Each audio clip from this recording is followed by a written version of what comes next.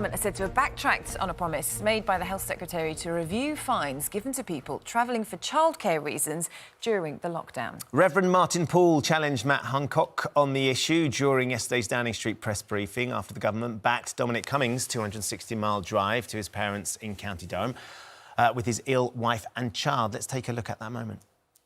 Will the government review all penalty fines imposed on families travelling for childcare purposes during lockdown? That is one of the significant concerns that we've had all the way through this.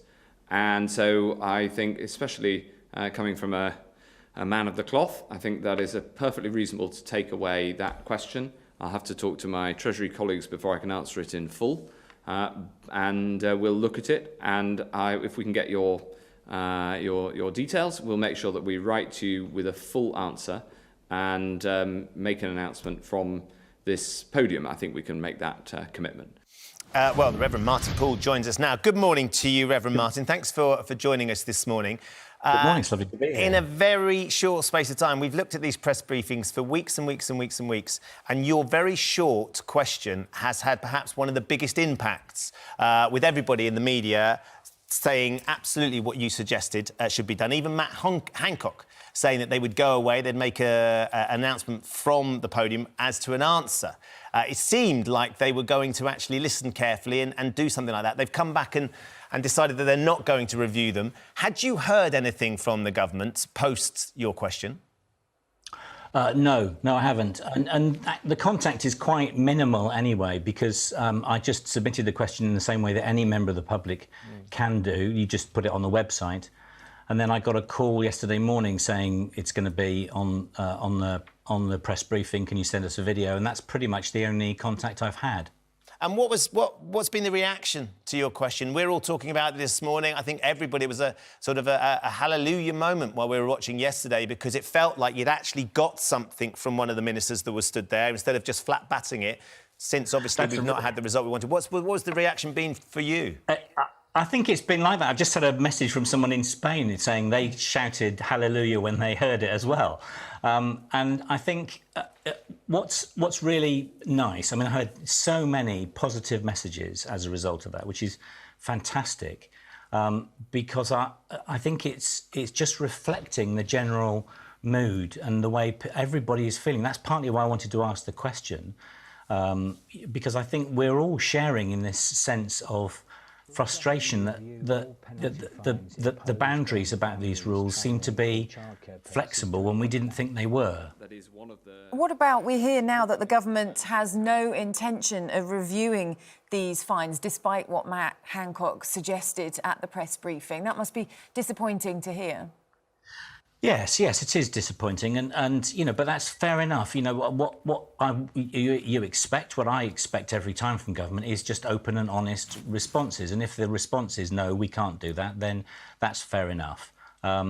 It would be nice to know. Sadly, I think that message reinforces the feeling that we're all operating under slightly different sets of values. And I would hope, and had one of the reasons for asking the question was hoping that, you know, our leaders and advisors would be held to the same sets of values and regulations that the rest of us are, and that appears to be not quite the case. Although, of course, you know, he has been investigated, and the police have said there's nothing to pursue. So you know, that's all fine, and that's up to them to decide how that works.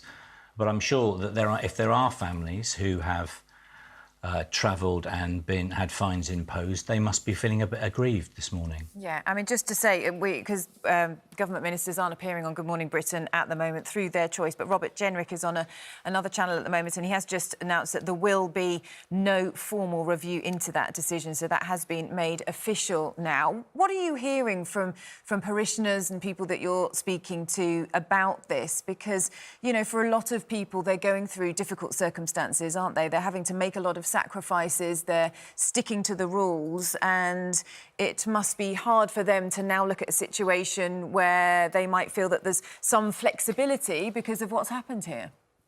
I think that's for me is one of the most worrying things, because if we're starting to say, if government is starting to say that we can interpret the law with our own judgment and our own intuition or, parental feelings, that has enormous implications for the rule of law generally, doesn't it? That if we can start to say with any other laws, well, actually, I made a judgment that it was okay to break that law because I was in desperate need.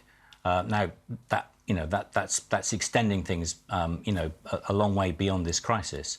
But I think certainly what I'm hearing is a feeling that government is not on the same page as the rest of us, who are trying our very best to stick to the rules and to stay inside and enduring, lots of people enduring, considerable difficulty while they do that. I know of families where both parents have had the virus and they've had small children in the house and they've just had to cope. They've not gone anywhere or got any extra help to do that. And so that I think people are feeling this is a little bit unfair. Yeah, I wonder what life has been like for a vicar during lockdown, because there will be people that will be looking to you for guidance and for spiritual help and support within the community as well. Have you enjoyed the process of learning to do the job digitally rather than face-to-face? Actually, that bit's been the worst bit. It's been an interesting. When it first started, I thought, this is great. We can have a break. It'll be like a long, kind of imposed retreat. Actually, I think I've ended up being busier than I normally am. Initially, there was the whole issue of trying to get the technology to work and trying to work out how to stream things, which I think we've now got that sorted out. And then we as a church, were always supporting those who were vulnerable and needing help. Before this, we were serving lunches a couple of times a week with the help of a project called the Real Junk Food Project. And so we went through a process with environmental health to work out how we could continue to do that safely. And so we are serving lunches twice a week as a takeaway and serving a couple of 300 or so meals a week, and then delivering them to people in need across the city as well. So that's all been quite busy.